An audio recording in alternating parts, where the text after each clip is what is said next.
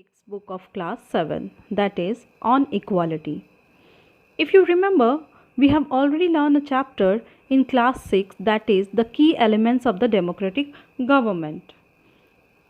In that chapter we have learned about the concept of equality, that equality is a key features of democracy and it influences all aspects of its functioning. So here it is very clear to us that equality is very essential for the functioning of democracy. Now, what is equality? Equality is a condition in which adequate opportunities are given to all. So, in this chapter, we will learn about what is equality, why it is important in democracy, and whether everyone are equal in India or not.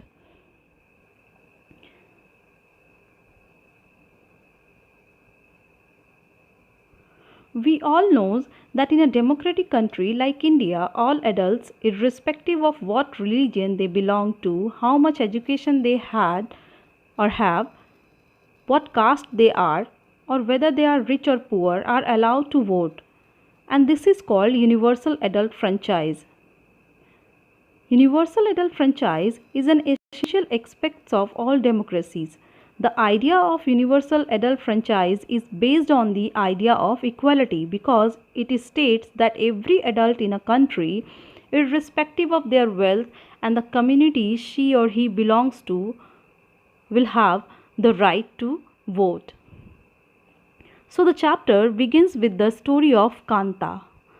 Kanta is a domestic worker. On the day of election, Kanta is standing in a line to cast her vote. She was very happy to see that her employer Mr. Jain and other richer and influential people of the society are standing in a same line with her to cast their vote. Here Kanta felt happy because she is getting equal rights like other people without any discrimination. But after returning to home, she finds her daughter is not well as she lives in a basti which is unclean, and due to that many infectious diseases spread in basti and make people ill. She was worried about the health of her daughter, and at evening she asked Mrs. Jain to help her as she wants to take her daughter to the hospital. Mrs. Jain gave the money in advance but with a warning.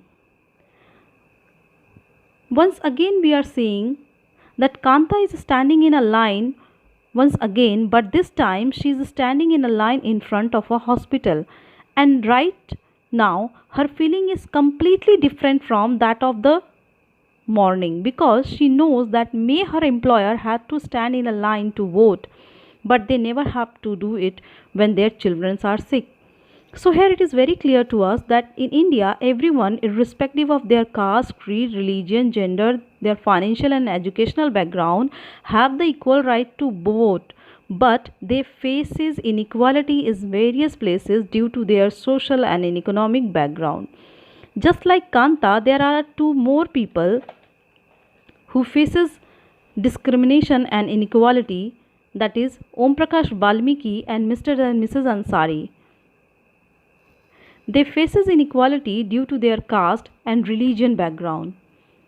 In India, people were treated unequally on the basis of their caste, religion, gender and their social and economic condition. So these are some kinds of inequality which we have discussed. After observing all these three stories from the three different backgrounds people, we can understand that in reality inequality exists in India, and when persons are treated unequally, their dignity is violated.